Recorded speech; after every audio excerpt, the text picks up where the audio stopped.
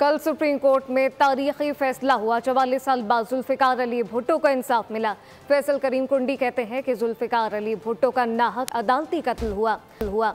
मजीद कहा कि आसिफ अली जरदारी 9 मार्च को दूसरी बार सदर बनने जा रहे हैं। फजलुर रहमान का मैंडेट केपी में चोरी हुआ, चीखें सिंध में निकल रही हैं।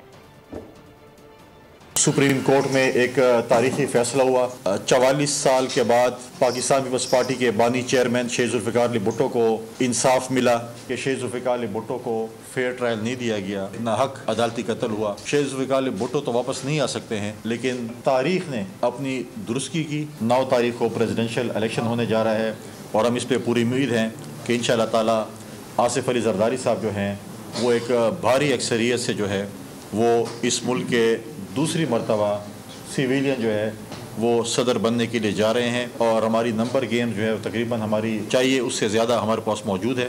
4 सूबों के गवर्नर जो हैं वो अपॉइंट किए जाएंगे।